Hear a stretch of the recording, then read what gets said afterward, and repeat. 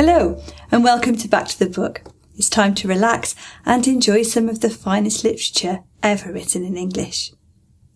You join me today for another reading from Alice in Wonderland by Lewis Carroll. Alice is about to take some advice from a rather unusual caterpillar. If you're sitting comfortably, then I'll begin. The caterpillar and Alice looked at each other for some time in silence. At last, the caterpillar took the hooker out of its mouth and addressed her in a languid, sleepy voice. "Who are you?" said the caterpillar. This was not an encouraging opening for a conversation. Alice replied rather shyly, I hardly know, sir, just at present. At least, I know who I was when I got up this morning, but I think I must have been changed several times since then." "What do you mean by that?" said the caterpillar sternly. "Explain yourself." "I can't explain myself, I'm afraid, sir," said Alice, "because I'm not myself, you see." "I don't see," said the caterpillar. "I'm afraid I can't put it more clearly," Alice replied very politely, "for I can't understand it myself, to begin with, and being so many different sizes in a day is very confusing." "It isn't," said the caterpillar. "Well, perhaps you haven't found it so yet," said Alice, "but when you have turned into a chrysalis, you will some day, you know, and then after that into a butterfly, I should think you'll feel a little queer, won't you?" "Not a bit," said the caterpillar. "Well, perhaps your feelings may be different," said Alice. "All I know is, it would feel very queer to me." "You," said the caterpillar contemptuously. "Who are you?" Which brought them back again to the beginning of the conversation. Alice felt a little irritated at the caterpillar's making such very short remarks, and she drew herself up and said very gravely, "I think you ought to tell me who you are first." "Why?" said the caterpillar. Here was another puzzling question, and as Alice could not think of any good reason, and the caterpillar seemed to be in a very unpleasant state of mind, she turned away. "Come back," the caterpillar called after her. "I've something important to say." This sounded promising, certainly. Alice turned and came back again. "Keep your temper," said the caterpillar. "Is that all?" said Alice, swallowing down her anger as well as she could. "No," said the caterpillar. Alice thought she might as well wait, as she had nothing else to do, and perhaps after all it might tell her something worth hearing. For some minutes it puffed away without speaking, but at last it unfolded its arms, took the hooker out of its mouth again, and said, "So you think you're changed, do you?" "I'm afraid I am, sir," said Alice. "I can't remember things as I used, and I don't keep the same size for 10 minutes altogether." "Can't remember what things?" said the caterpillar. "Well, I've tried to say, 'How doth the little busy bee?' but it all came different," Alice replied in a very melancholy voice. "Repeat, 'You are old Father William,'" said the caterpillar. Alice folded her hands and began. "You are old, Father William," the young man said, "and your hair has become very white, and yet you incessantly stand on your head. Do you think at your age it is right?" "In my youth," Father William replied to his son, "I feared it might injure the brain, but now that I'm perfectly sure I have none, why I do it again and again." "You are old," said the youth, "as I mentioned before, and have grown most uncommonly fat. Yet you turned a back somersault in at the door. Pray, what is the reason for that?" "In my youth," said the sage, as he shook his grey locks, "I kept all my limbs very supple. By the use of this ointment, 1 shilling the box. Allow me to sell you a couple." You are old, said the youth, and your jaws are too weak for anything tougher than suet. Yet you finish the goose with the bones and the beak. Pray, how do you manage to do it? In my youth, said his father, I took to the law and argued each case with my wife, and the muscular strength which it gave to my jaw has lasted the rest of my life. You are old, said the youth. One would hardly suppose that your eye was as steady as ever. Yet you balanced an eel on the end of your nose. What made you so awfully clever? I have answered 3 questions, and that is enough, said his father. Don't give yourself airs.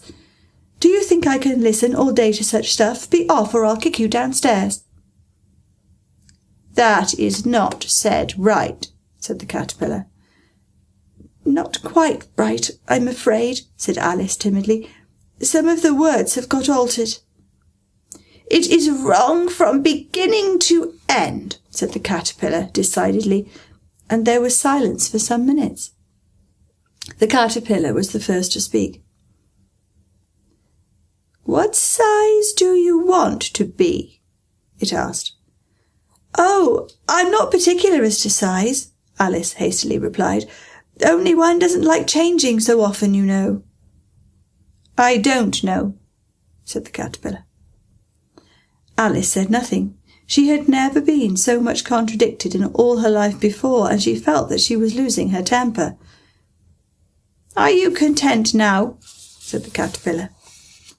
Well, I should like to be a little larger, sir, if you wouldn't mind, said Alice. 3 inches is such a wretched height to be. It is a very good height indeed, said the caterpillar angrily, rearing itself upright as it spoke. It was exactly 3 inches high. But I'm not used to it, pleaded poor Alice in a piteous tone, and she thought to herself, I wish the creatures wouldn't be so easily offended. You'll get used to it in time, said the caterpillar, and it put the hooker into its mouth and began smoking again. This time Alice waited patiently until it chose to speak again. In a minute or 2, the caterpillar took the hooker out of its mouth and yawned once or twice and shook itself. Then it got down off the mushroom and crawled away into the grass, merely remarking as it went, One side will make you grow taller and the other side will make you grow shorter. One side of what? The other side of what? Thought Alice to herself. Of the mushroom, said the caterpillar, just as if she had asked it aloud, and in another moment it was out of sight.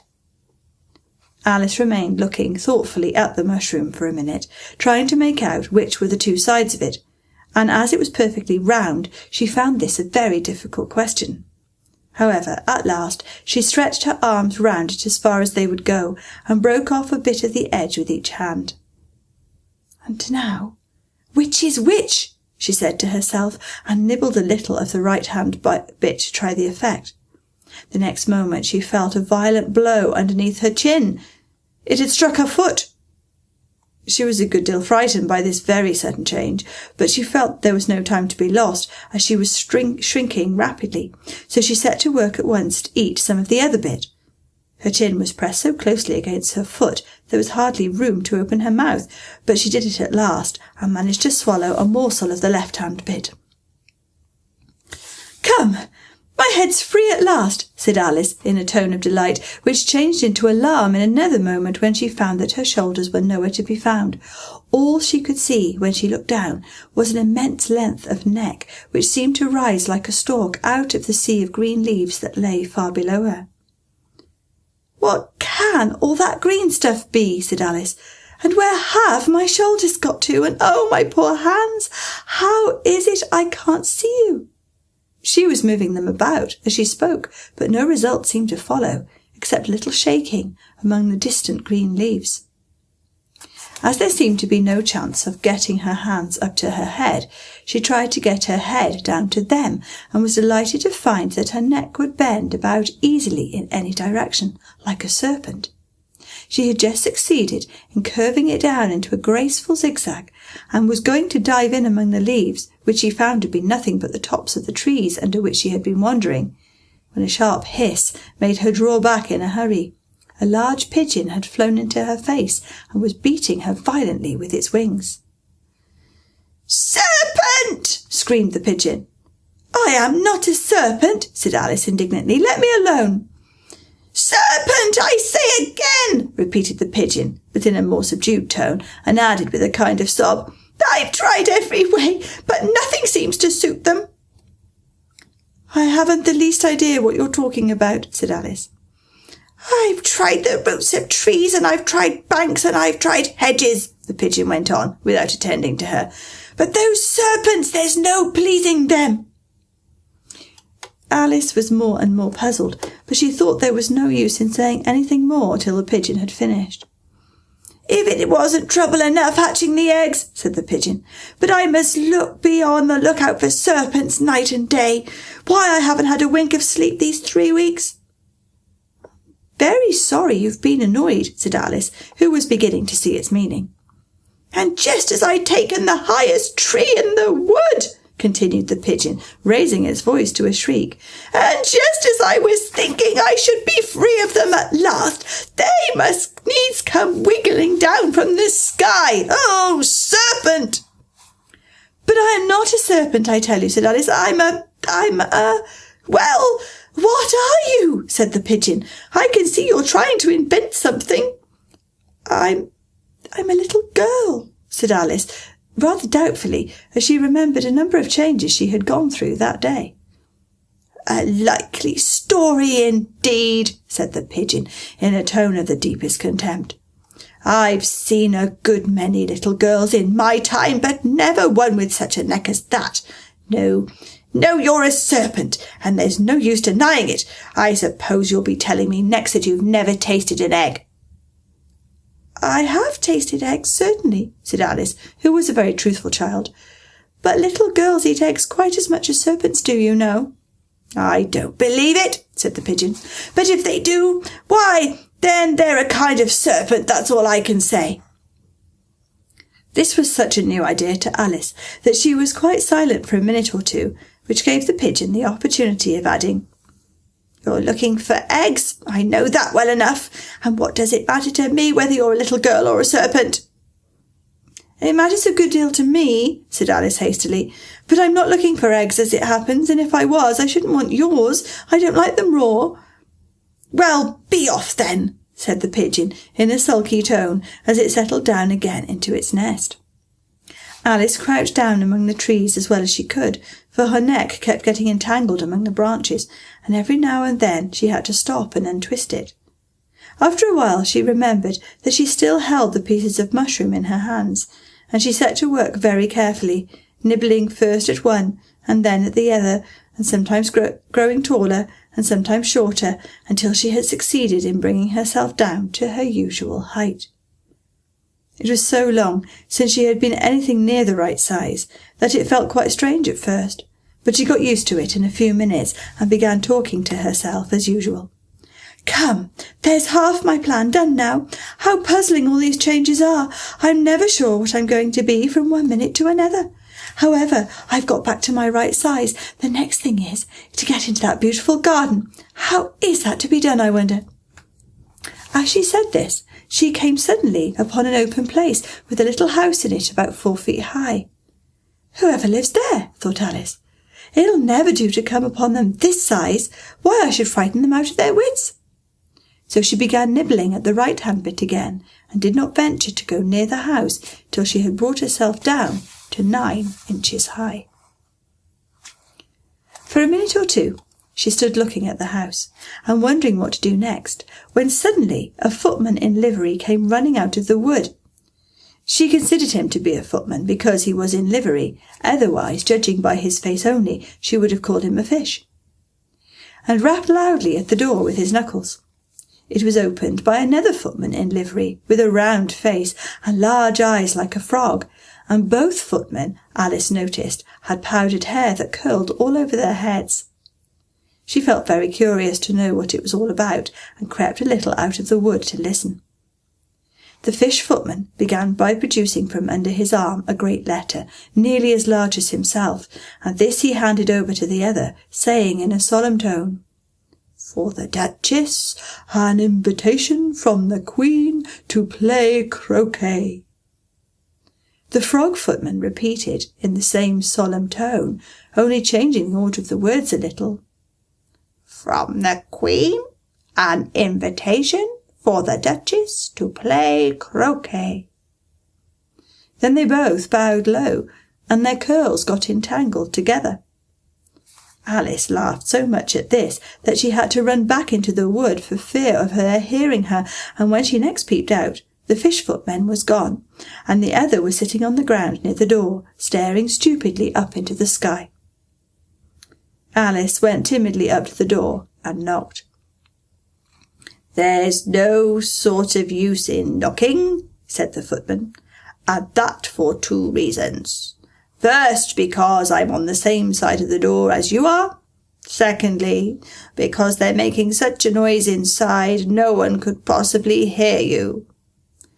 And certainly there was a most extraordinary noise going on within, a constant howling and sneezing, and every now and then a great crash, as if a dish or kettle had been broken to pieces. "Please then," said Alice, "how am I to get in?" "There might be some sense in your knocking," the footman went on, without attending to her. "If we had the door between us, for instance, if you were inside, you might knock, and I could let you out, you know." He was looking up into the sky all the time he was speaking, and this Alice thought decidedly uncivil. "But perhaps he can't help it," she said to herself. "His eyes are so very nearly at the top of his head. But at any rate he might answer questions." "How am I to get in?" she repeated aloud. "I shall sit here," the footman remarked, "till tomorrow." At this moment the door of the house opened, and a large plate came skimming out, straight at the footman's head. It just grazed his nose and broke to pieces against one of the trees behind him. "Or next day, maybe," the footman continued in the same tone, exactly as if nothing had happened. "How am I to get in?" asked Alice again, in a louder tone. "Are you to get in at all?" said the footman. "That's the first question, you know." It was, no doubt, only Alice did not like to be told so. "It's really dreadful," she muttered to herself, "the way all the creatures argue. It's enough to drive one crazy." The footman seemed to think this a good opportunity for repeating his remark, with variations. "I shall sit here," he said, "on and off for days and days."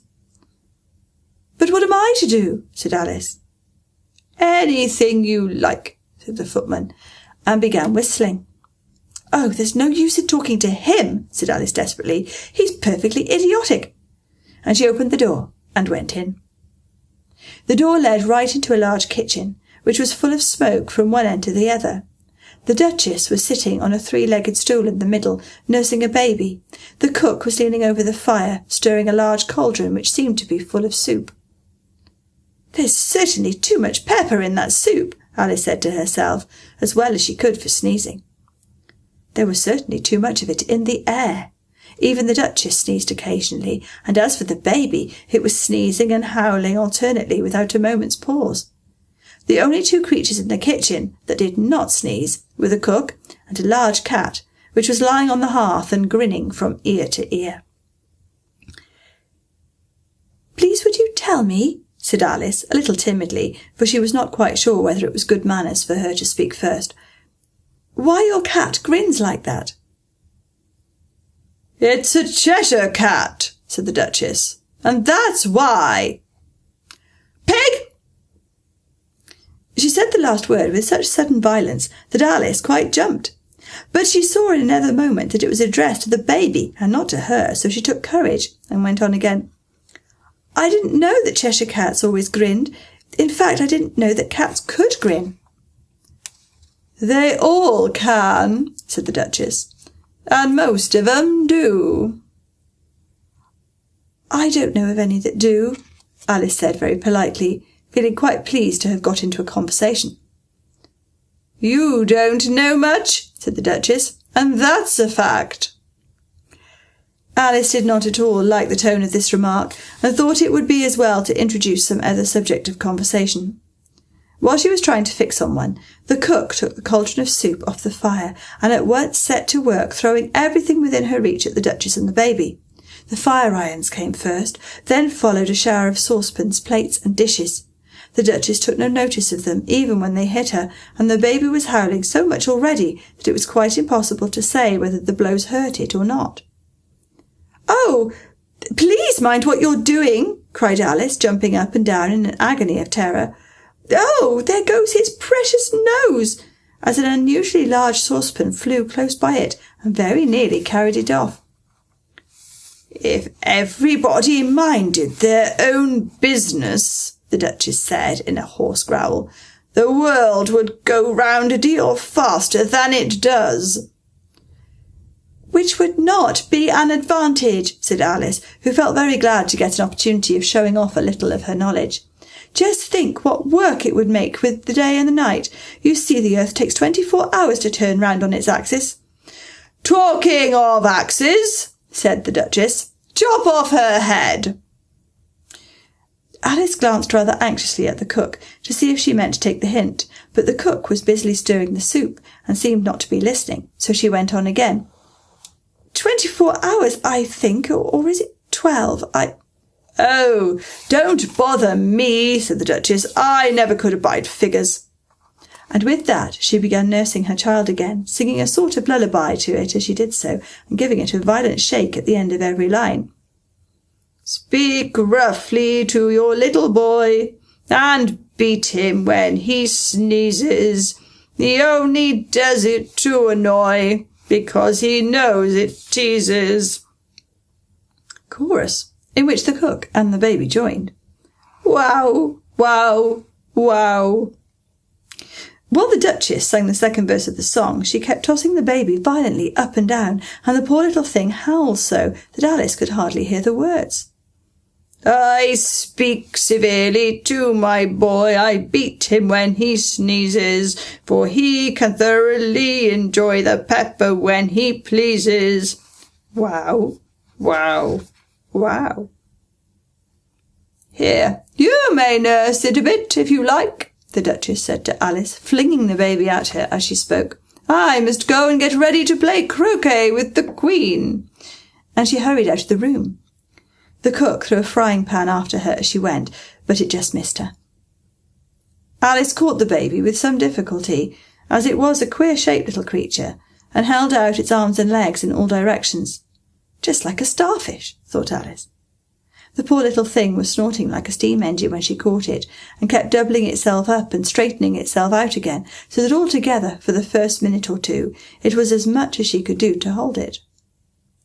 As soon as she had made out the proper way of nursing it, which was to twist it up into a sort of knot, and then keep tight hold of its right ear and left foot so as to prevent it undoing itself, she carried it out into the open air.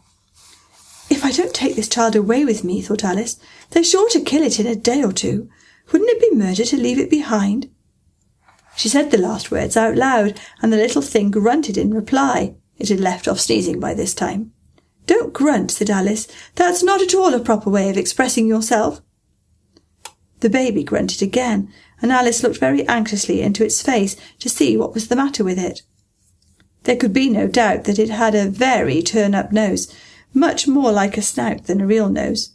Also, its eyes were getting extremely small for a baby. Altogether, Alice did not like the look of the thing at all. But perhaps it was only sobbing, she thought. I looked into its eyes again to see if there were any tears. No, there were no tears. "If you're going to turn into a pig, my dear," said Alice seriously, "I'll have nothing more to do with you. Mind now." The poor little thing sobbed again, or grunted, it was impossible to say which, and they went on for some while in silence. Alice was just beginning to think to herself, "Now what am I to do with this creature when I get it home?" when it grunted again, so violently that she looked down into its face in some alarm. This time there could be no mistake about it. It was neither more nor less than a pig, and she felt that it would be quite absurd for her to carry it any further. So she set the little creature down and felt quite relieved to see it trot away quietly into the wood. "If it had grown up," she said to herself, "it would have made a dreadfully ugly child. but it makes rather a handsome pig, I think. And she began thinking over other children she knew who might do very well as pigs, and was just saying to herself, if one only knew the right way to change them, when she was a little startled by seeing the Cheshire Cat sitting on a bough of a tree a few yards off. The cat only grinned when it saw Alice. It looked good-natured, she thought. Still it had very long claws and great many teeth, so she felt it ought to be treated with respect. Cheshire Puss, she began, rather timidly, as she did not at all know whether it would like the name. However, it only grinned a little wider. Come, it's pleased so far, thought Alice, and she went on. Would you tell me, please, which way I ought to go from here? That depends a good deal on where you want to get to, said the cat. I don't much care where, said Alice. Then it doesn't matter which way you go, said the cat. As long as I get somewhere, Alice added as an explanation. Oh, you're sure to do that, said the cat, if only you walk long enough. Alice felt that this could not be denied, so she tried another question. What sort of people live about here? In that direction, the cat said, waving its right paw round, lives a hatter, and in that direction, waving the other paw, lives a March hare. Visit either you like, they're both mad. But I don't want to go among mad people, Alice remarked. Oh, you can't help that, said the cat. We're all mad here. I'm mad. You're mad. How do you know I'm mad? Said Alice. You must be, said the cat, or you wouldn't have come here. Alice didn't think that proved it at all. However, she went on. And how do you know that you're mad? To begin with, said the cat, a dog's not mad. You grant that? I suppose so, said Alice. Well then, the cat went on, you see a dog growls when it's angry and wags its tail when it's pleased. Now I growl when I'm pleased and wag my tail when I'm angry. Therefore, I'm mad. I call it purring, not growling, said Alice. Call it what you like, said the cat. Do you play croquet with the Queen today? I should like it very much, said Alice, but I haven't been invited yet. You'll see me there, said the cat, and vanished. Alice was not much surprised at this. She was getting so well used to queer things happening. While she was still looking at the place where it had been, it suddenly appeared again. By the by, what became of the baby? Said the cat. I'd nearly forgot to ask. It turned into a pig, Alice answered very quietly, just as if the cat had come back in a natural way. I thought it would, said the cat, and vanished again. Alice waited a little, half expecting to see it again, but it did not appear, and after a minute or two she walked on in the direction in which the March hare was said to live. I've seen hatters before, she said to herself. The March hare will be much more interesting, and perhaps, as it is May, it won't be raving mad, at least not so mad as it was in March. As she said this, she looked up, and there was the cat again, sitting on a branch of a tree. Did you say pig or fig? Said the cat. I said pig, replied Alice, and I wish you wouldn't keep appearing and vanishing so suddenly. You make one quite giddy. All right, said the cat, and this time it vanished quite slowly, beginning with the end of the tail and ending with the grin, which remained some time after the rest of it had gone.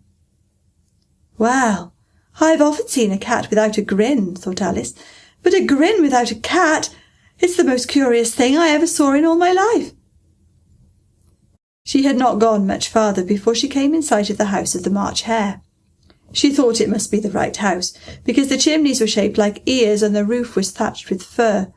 It was so large a house that she did not like to go nearer till she had nibbled some more of the left-hand bit of mushroom and raised herself to about 2 feet high.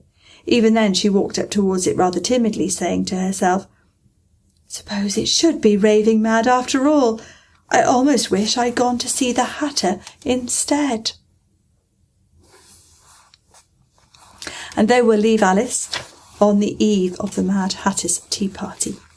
If you're enjoying listening to Alice in Wonderland, do subscribe to the channel for more from this and other great pieces of literature. I look forward to seeing you next time. Goodbye.